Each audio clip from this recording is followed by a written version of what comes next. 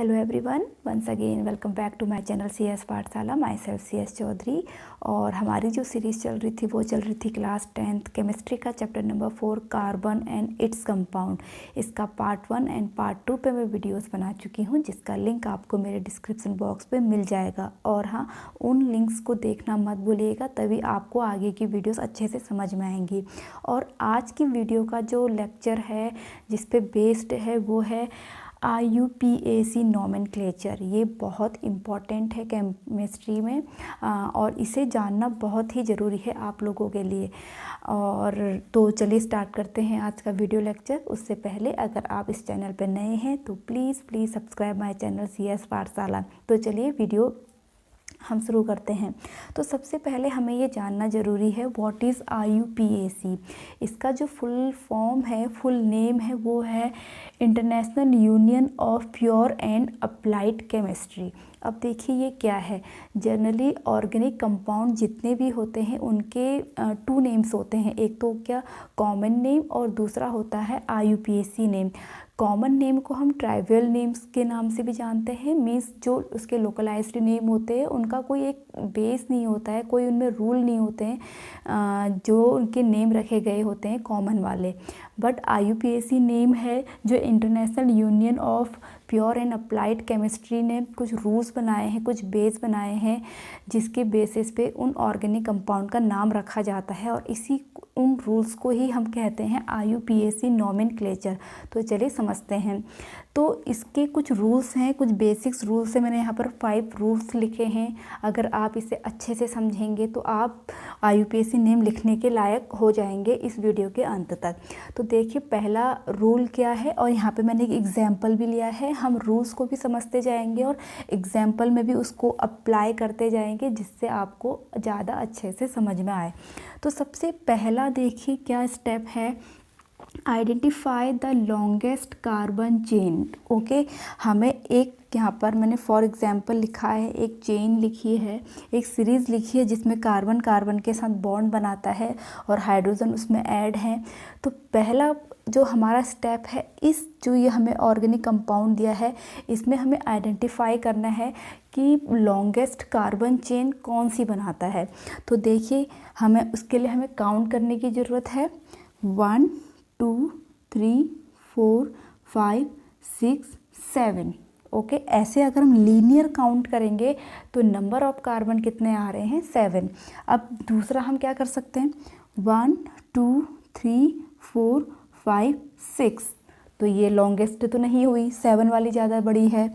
फिर थर्ड 1 2 3 4 5 6, ये भी 6।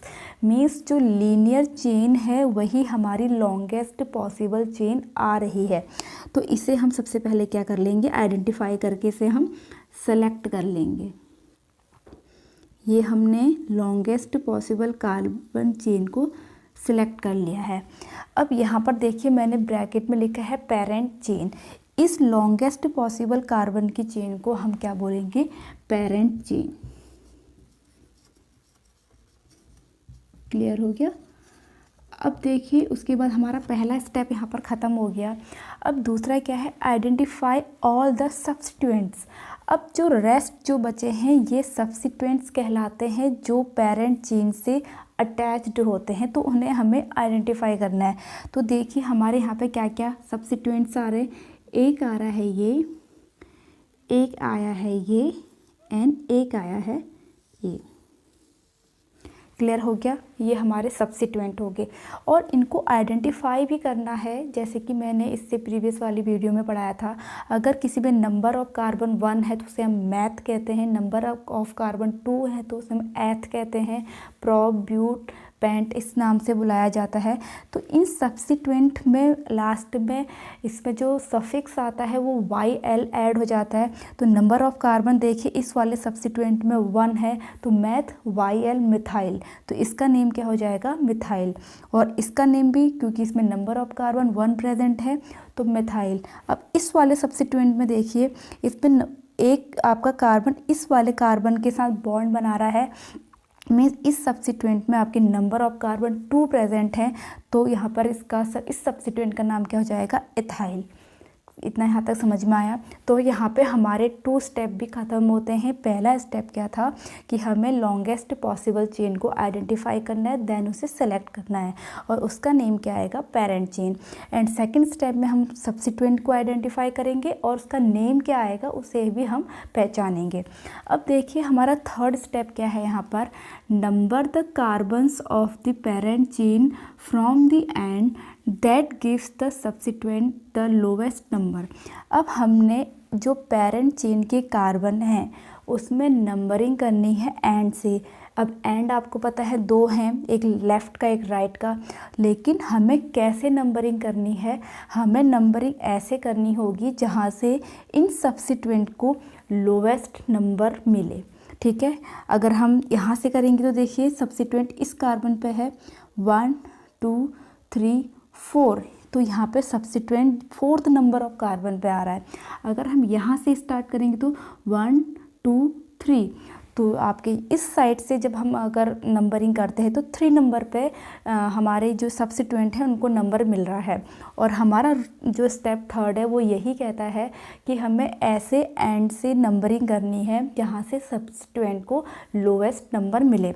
तो हम कहाँ से स्टार्ट करेंगे, इधर से 1 2 3 4 5 6 7। अब देखिए जब हमने नंबरिंग करी पेरेंट चेन की तो यहाँ पर हमें सफिक्स भी समझ में आ जाता है, क्योंकि ये सफिक्स क्या है, आपके नंबर ऑफ कार्बन कितने प्रेजेंट हैं 7 के लिए क्या वर्ड आता है, हैप्ट। और क्योंकि सब में सिंगल बॉन्ड प्रेजेंट है तो ये एक एल्केन है। सबसे पहले हम ये एल्केन का ही समझ रहे हैं, क्योंकि सब में कहीं पे भी डबल या ट्रिपल बॉन्ड नहीं आया है। तो यहाँ पर ये हैप्ट है क्योंकि नंबर ऑफ कार्बन 7 है, और ये एल्केन है तो एन वर्ड आ जाएगा तो हेप्टेन। ये क्या हो गया, हेप्टेन। हमें यहाँ पर पेरेंट चेन्स की नंबरिंग करने से ये हमारे माइंड में आ जाना चाहिए। अब देखिए स्टेप 4 क्या है, if the same substituents occur more than once then they indicate by a prefix di tri tetra etcetera. इसका मतलब यहाँ पर है कि कोई सेम सब्स्टिट्यूएंट 2 या 2 से ज़्यादा बार है तो उसे हम प्रीफिक्स से डिनोट करेंगे। अगर 2 आपके सब्स्टिट्यूएंट प्रेजेंट है तो उसके लिए डाई, 3 सेम प्रेजेंट है तो ट्राई, अगर 4 आपके सेम सब्स्टिट्यूएंट प्रेजेंट है तो उसके लिए हम टेट्रा यूज़ करेंगे। देखिए हमारे इस चेन में जो मिथाइल वाला है ये सेम सब्स्टिट्यूएंट है जो 2 बार आया है, तो इसके लिए क्या प्रीफिक्स आएगा, डाई प्रीफिक्स आएगा। ओके, अब हमारा जो स्टेप 5 है वो क्या है, इसको भी समझ लीजिए। इफ़ देयर आर 2 और more different substituent they are listed in alphabetical order using base name. अब जब क्योंकि हमारे इस चेन में 2 टाइप्स के सब्स्टिट्यूएंट प्रेजेंट है, एक है मिथाइल एक है इथाइल। अब इसमें नेम हम पहले किसको देंगे, मिथाइल को कि इथाइल को, तो यहाँ पर हम रूल फॉलो करेंगे अल्फ़ाबेटिकल में जिसका नंबर पहले आएगा उसी का नेम हम पहले देंगे।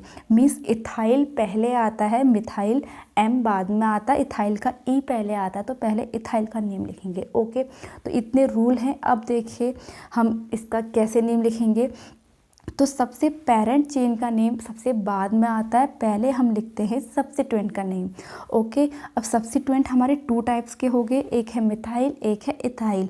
अभी जैसे अब मिथाइल को लिखेंगे कि इथाइल को लिखेंगे, पहले हम लिखेंगे इथाइल को क्योंकि ई अल्फ़ाबेटिकल पहले आएगा।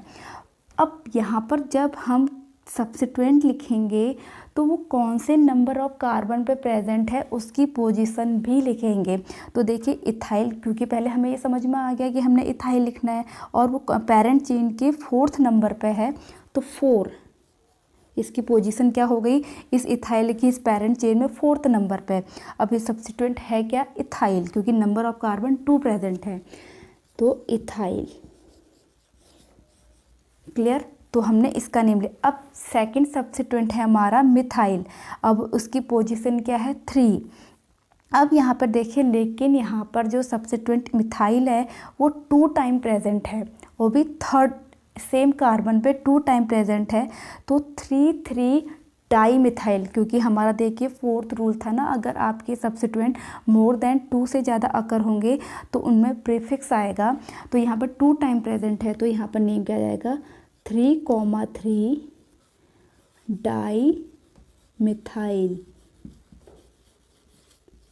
क्लियर, यहाँ तक इतना समझ में आ गया। तो हमने सब्स्टिट्यूएंट के नेम लिख दिए हैं। अब बारी किसकी आएगी, पेरेंट चेन की। अब पेरेंट चेन में नंबर ऑफ कार्बन 7 है तो हेप्ट। अब क्योंकि ये क्या है एक एल्केन है तो पीछे से क्या आ जाएगा एन। तो देखिए इसका IUPAC नेम क्या आया 4 ethyl 3,3 di methyl heptane. Clear हो गया। तो हमने इसका IUPAC नेम लिख दिया है इस रूल के अकॉर्डिंग। अब यहाँ पर हम एक और एग्जांपल ले सकते हैं, 1-2 एग्जांपल से और समझ सकते हैं। अब हमारे पास यहाँ पर 2 एग्जांपल्स मैंने दिए हैं, इनके भी हम IUPAC नेम लिख के और अच्छे से समझ जाएंगे कि कैसे एल्केन के IUPAC नेम दिए जाते हैं। तो पहला हमारा एग्जांपल है, ये मैंने कोई स्ट्रक्चर बनाया है। तो पहला जो हमारा स्टेप था वो था लॉन्गेस्ट पॉसिबल चेन को हमें आइडेंटिफाई करना है। तो 1 2 3 4 5 6 7 8। अगर दूसरी तरह से अगर हम काउंट करेंगे 1 2 3 4 5 6 7, क्योंकि इस पे नंबर ऑफ कार्बन कितने प्रेजेंट है 2, तो यहाँ पर 6 भी इसको मिलेगा 7 भी इसी को। बट जो हमारी लीनियर चेन है उसमें नंबर ऑफ कार्बन ज़्यादा प्रेजेंट होने की वजह से हमारी जो सेलेक्टेड चेन हो जाएगी वो लीनियर हो जाएगी। तो हमने इसे सेलेक्ट कर लिया और इसका नेम क्या हो गया पेरेंट चेन। अब सेकंड स्टेप क्या है, हमने आइडेंटिफाई करने हैं इसमें सब्स्टिट्यूएंट। तो एक हमारा सब्स्टिट्यूएंट है ये, एक है हमारा ये और एक है ये। ठीक है, हमने यहाँ पे सब्स्टिट्यूएंट भी सेलेक्ट कर लिए। अब हमारे माइंड में ये आ जाने चाहिए कि ये सब्स्टिट्यूएंट है क्या। ये क्या है हमारा मिथाइल, ये भी मिथाइल एंड देन ये इथाइल। अब हमारा जो थर्ड स्टेप है वो है नंबर देना है हमें जो पेरेंट चेन के कार्बन हैं।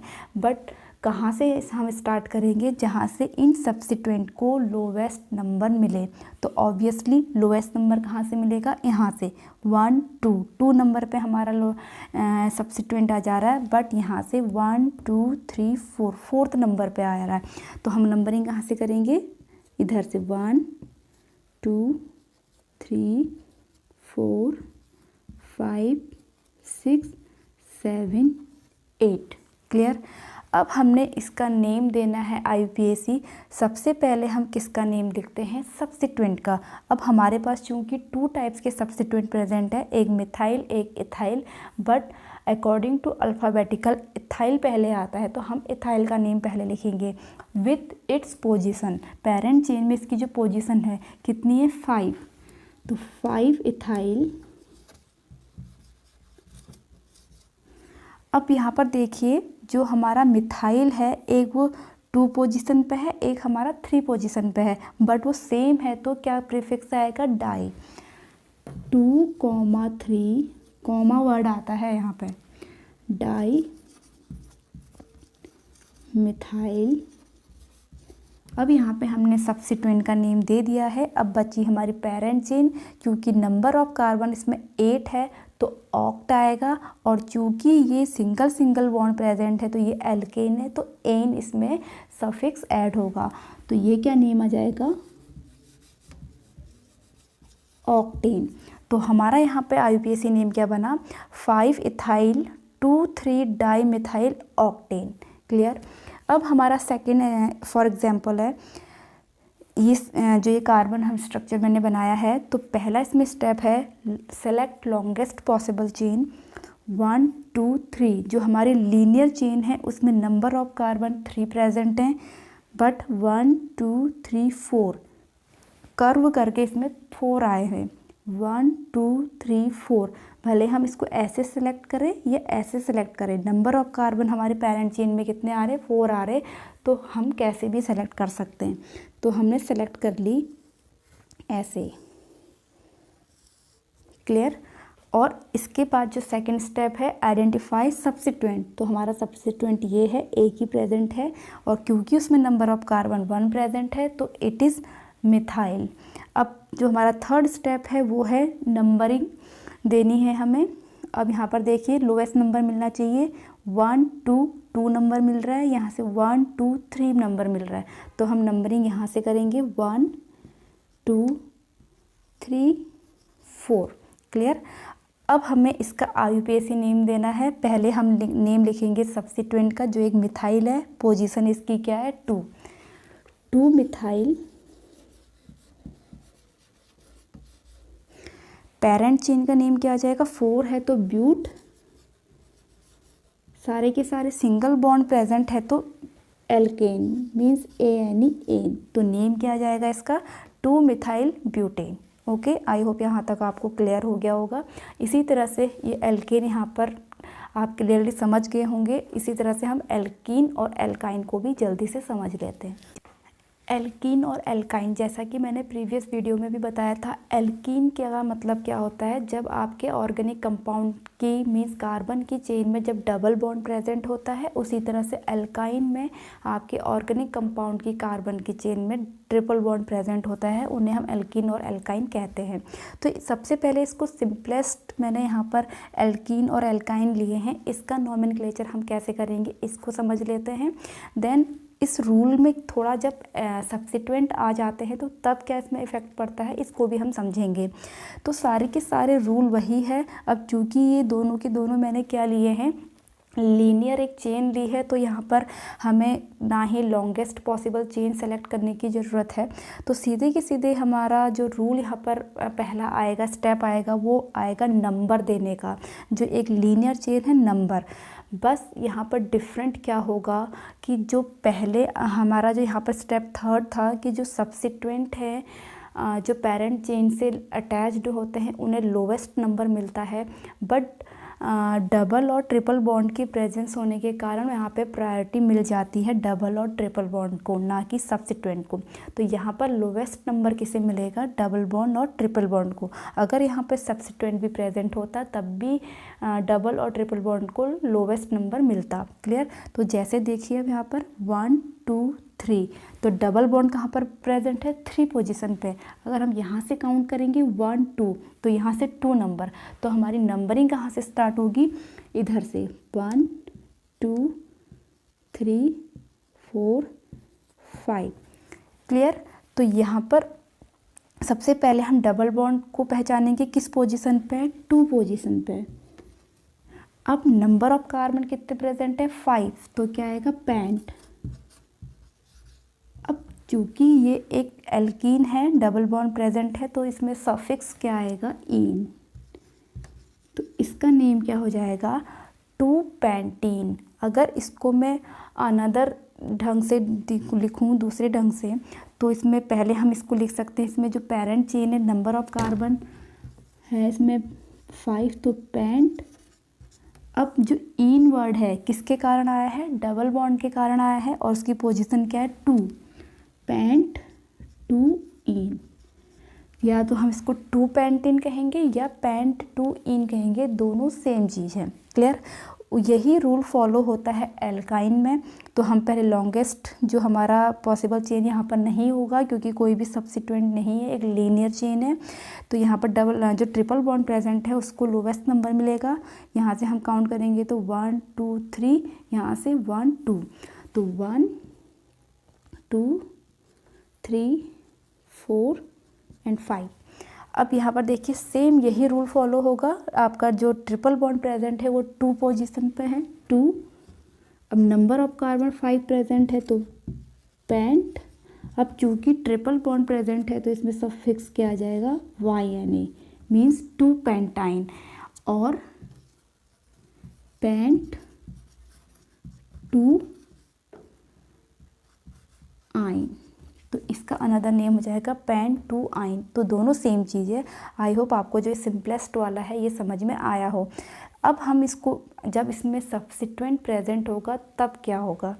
अब मैंने यहाँ पे एल्कीन और एल्काइन के 2 एग्जाम्पल लिए हैं, तो देखिए इसके लिए रूल सेम यही रहेंगे, बस थोड़े थोड़े चेंजेस रहते हैं। जैसे कि पहला रूल है identify the longest carbon chain, but अगर आपका डबल और ट्रिपल बॉन्ड प्रेजेंट है तो ये बहुत ज़रूरी हो जाता है कि पेरेंट चेन में आपका डबल और ट्रिपल बॉन्ड आना चाहिए।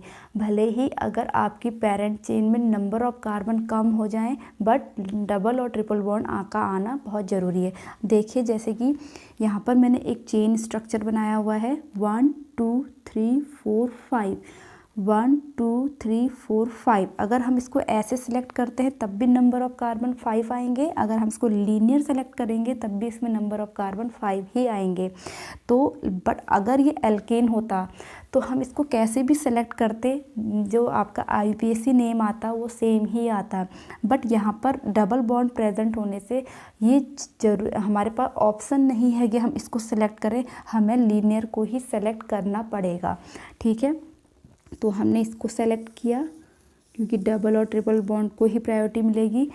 और अब इसके बाद हमारा सेकंड क्या था, सब्स्टिट्यूएंट को आइडेंटिफाई करना। तो हमारा सब्स्टिट्यूएंट क्या बचा, इससे। अब देखिए ये सब्स्टिट्यूएंट है क्या, इसमें नंबर ऑफ कार्बन कितने प्रेजेंट हैं, 1 2 3, 3 है तो 3 के लिए क्या यूज़ होता है, प्रॉप।